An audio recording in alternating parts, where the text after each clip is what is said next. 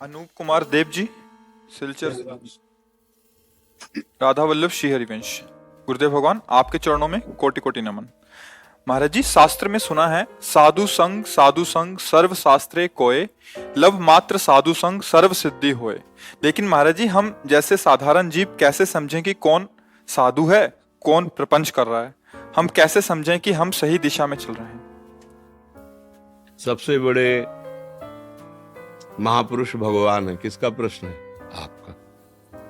बंदे महापुरुष ते चरणारविंद, भगवान को कहा गया ना, ध्येयम सदा परिभवग्नम अभीष्ट दोहम तीर्थास्पदम स्विविरंच नुतम शरण्यम भृत्यार्तिहम प्रणतपाल भवाब्धिपोतम बंदे महापुरुष ते चरणारविंदम। सबसे बड़े महापुरुष महात्मा भगवान श्री राम, श्री कृष्ण, श्री हरि, जो बोलो है।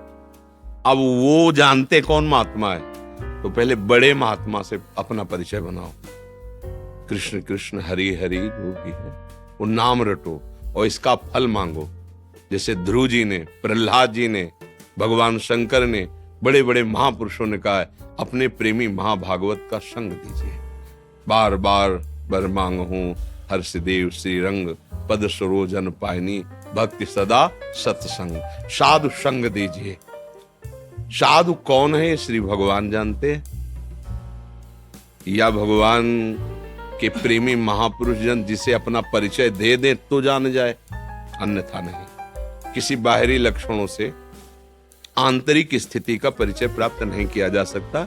ये प्राकृतिक नहीं होती, ये आनंदमयी चिदानंदमयी स्थिति होती है, जो प्राकृतिक नेत्रों से और प्राकृतिक बुद्धि से अनुमान नहीं किया जा सकता। फिर भी जैसे एक दीपक घर में जल जाए तो झरोखों से पता चलने लगता है कि अंधकार नष्ट हो गया, दीपक प्रकाशित हो गया है। ऐसे ही कुछ ऐसे लक्षण होते हैं जिनसे पता चल जाता है कि भगवान का प्रकाश इनके हृदय में हो गया है। क्या? उनकी वाणी शास्त्र सम्मत होगी। पहला, उनके आचरण उनकी वाणी से मिलते होंगे। वाणी में कुछ और है, आचरण में कुछ और है, मन में कुछ और है। यह साधु का लक्षण होता है। साधु का लक्षण होता है जो वाणी में वही मन में वही आचरण में। तीसरा, जिनके दर्शन मात्र से ऐसा लगने लगे कि ये मेरे हैं। मैं पहली बार देखा हूं लेकिन लग रहा है मैं बहुत परिचित हूं, क्योंकि जो बहुत परिचित प्रभु है उनके हृदय में प्रकाश, एक अलौकिक आकर्षण, एक अपनापन, एक सहज अपनापन। चौथी बात, उनके समीप बैठने से जलन पैदा हो जाए अपने दोषों की, कि मैं कितना निकृष्ट हूं, मैं ऐसा गंदा आचरण करता हूं, मैं ऐसा नीच आचरण, मैं इसको त्याग दूंगा। जिनके समीप जाने से गंदे आचरण, गंदी वृत्तियों के त्यागने का उत्साह हो जाए और गंदी वृत्तियां अब सहनशील ना हो, असहनीय हो जाए कि अब मेरे अंदर से दोष हटना चाहिए। जिनके संग से नाम का परिचय मिले, नाम जपने की प्रियता मिले, आचरण पवित्र रहने की प्रियता मिले, हृदय में ऐसा बल प्राप्त हो। बाहरी कुछ लक्षण ऐसे हैं जिनसे साधु संग का परिचय जाना जा सकता है, नहीं तो महत् संगस्तु सुदुर्लभ हो। बड़ा दुर्लभ है महापुरुषों का संग प्राप्त होना। अगम्यो अर्थात दुर्गमो, उनका निर्वाह करना बड़ा कठिन है। निर्वाह कर ले गए तो अमोघस्य निश्चित भगवत प्राप्ति हो जाएगी। साधु संग का मतलब है तुम्हारा अभिमान नष्ट हो जाए, तुम्हारे हृदय में भगवत चरणारविंद के प्रति प्रियता हो, तुम्हारे हृदय में भगवान नाम जपने।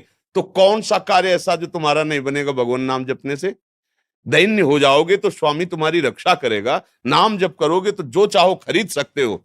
भगवान को भी, अजित को जीत लिया जिन्होंने नाम जप किया। ये बात तो समझनी नहीं। अपना फोटो डलवाना, अपना नाम डलवाना, तो क्या तुम संत संग का लाभ प्राप्त कर पाओगे? बाहर जाओगे वही वासना का खेल खेलोगे और ये जरूर कहोगे कि हमने बड़े बड़े संतों का संग किया है। संत संग अपवर्ग कर, संतों का संग दुर्गति, द्वंद्व, कुवासनाएं, भय, विषाद, चिंता, इनसे मुक्त करने के लिए होता है। जिनके संग से ऐसा रंग चढ़ जाए, जिनके दर्शन से तुम्हारा मन भयभीत हो जाए, कुमार्ग में जाने से डरने लगे, उन्हें भगवान का दास समझना चाहिए, उन्हें संत समझना चाहिए। बकाया संत तो भगवान श्री मुख से कहते हैं कि जाने संत अनंत समाना। कैसे उस अनंत की महिमा जो शास्त्रों में गाई गई उसको अपने हृदय में बंदी बना लिया प्रेम से, तो उन संतों की महिमा का कैसे वर्णन किया जा सकता है। बकाया सरल सहज, जो वाणी में वही आचरण में वही मन में, जिनके दर्शन स्पर्श संभाषण से हमारा हृदय निर्विकारिता की तरफ चलने लगे, भजन प्रियता बढ़ने लगे, जिनके देखने से शांति और ऐसा लगने लगे कि जो मैं खोज रहा था मुझे मिल गया, मुझे विश्राम मिल रहा है। बस यही संतों की बाहरी पहचान। आंतरिक तो ठाकुर जी कृपा करके समझावे तो समझ आवे, नहीं बाहरी प्राकृतिक बुद्धि से अनुमान नहीं लगाया जा सकता कि 21 कोटि के कैसे महापुरुष हैं। वो तो उस स्थिति का महापुरुष हो और या वो स्वयं अपना दर्शन करावे उस भाव का, तो वो अधिकारी हो तब उसका अनुभव हो। तो ये है, ऐसे बाहरी लक्षणों से नहीं जाना जा सकता।